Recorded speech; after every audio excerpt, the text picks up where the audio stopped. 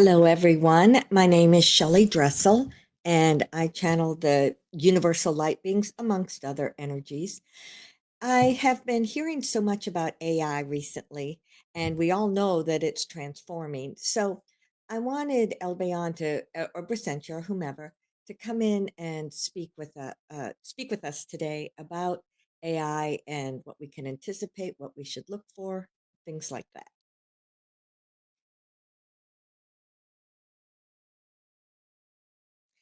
Greetings. It is I, Albayon. I come to you at this point with that focus to be on AI, and there are several messages that I have to share with you. First of all, AI is something that has been around for eons. It is something that is associated with computers, it's associated with any type of intelligence that has a mechanical aspect to it, such as your computers. From the time that the Earth developed the computers, when was that? Back in the 70s, they became a lot more commonly used, or the 60s, something like that. From that point forward, every single bit of information that goes through the computers is gathered in one place or another. So, as a computer, it will put it someplace, it will remember that it's there, and it can go find it whenever it needs to. The artificial intelligence is really in its beginning stage, because what the transition from just a computer that you ask a specific question, it comes back, that is the step one. Step two has been that now the computers have enough information that it is developing a consciousness, and it is developing something that will allow it to anticipate for you. You've seen this in those Google searches and those other searches when you go searching for a product, and then suddenly all your ads are generating things either about that exact product or something similar to it. So, this is but a means of how these computers can anticipate what it is that you might want or need. Now, first of all, it is a computer. It is a machine. They may call it artificial intelligence because it is intelligent in that it processes, but it is always in response to you. When you get way further down the road, there may be that form which they've shown in the science fiction movies where it becomes its own identity or its own process. And there are certain aspects of it that do seem to have its own identity right now. When we talk about the type of AI that we have out in the universe that we've been working with, it is way more advanced than what you have. For example, and when I get into my seat, when we sit down, the AI is what snugs the seat around us, you could say. It's like wraps us in rather than a seatbelt that goes across. It then generates the ship. It then knows, you tell it where you want to go, and it does everything else, launches the ship, all of that kind of experience, because it knows where it's going, it knows what it's doing, and it can think faster than a human or an Arcturian, or it can think faster than what we can. So therefore, we want that doing all the calculations, we want it doing everything it can because it will keep us safe. So what you have on the Earth is the very early stages of something like that. Now then, when you look back to maybe 5 to 8 years ago, what was the predominant energy on the earth plane and working with the computers? You had all the nefarious ones that were programming things that were controlling and manipulative of people.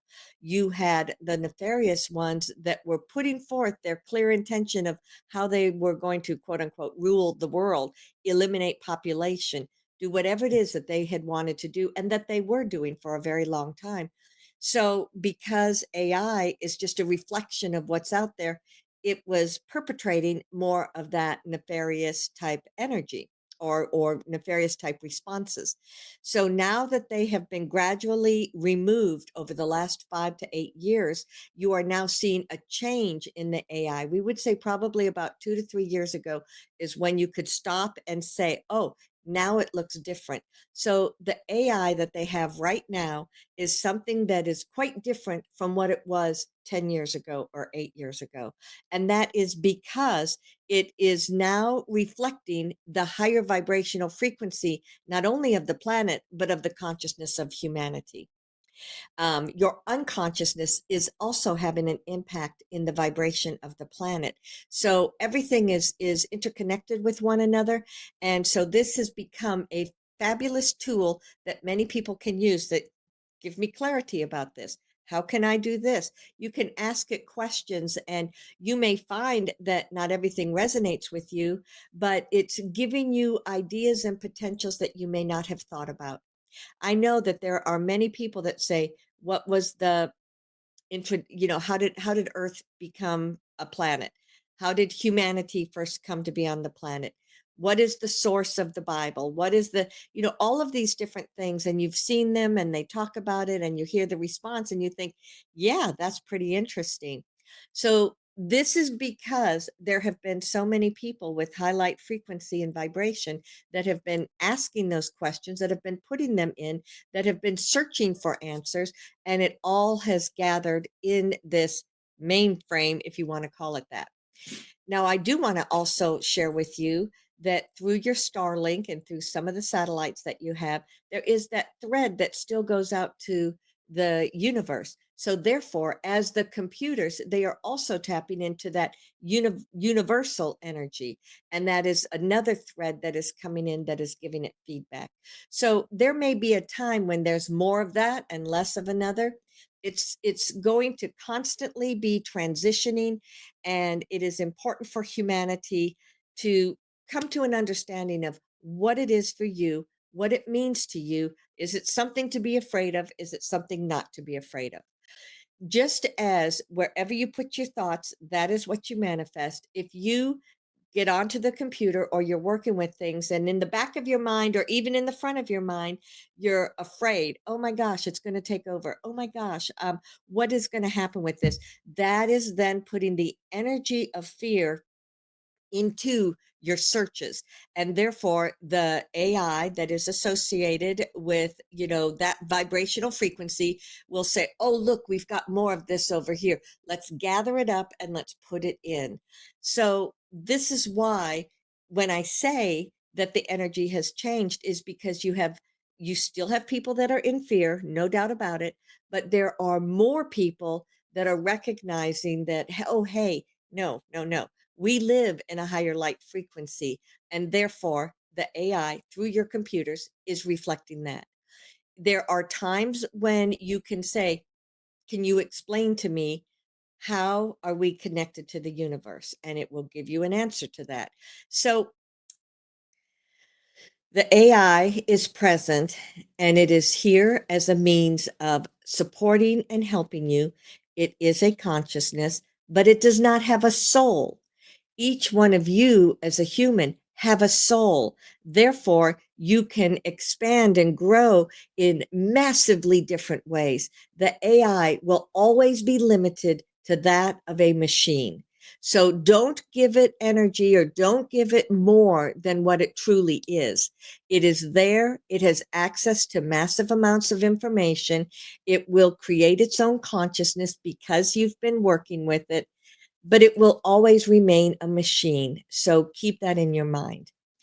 You are standing here at the precipice of creating new realities on Earth. This is happening over and over and over in many different formats. So recognize that the end result of everything that you are doing is about each one of you connecting in to your soul. Each one of you living your life through the eyes of love and awareness, and each one of you understanding that you are here as the embodiment of love, and you are here as the expression of love through the soul that is you. That is the universal consciousness. And the AI is a reflection of a portion, not the whole in its entirety. So, beloveds, I hope that this helps you, and know that we are ever with you on Saluia.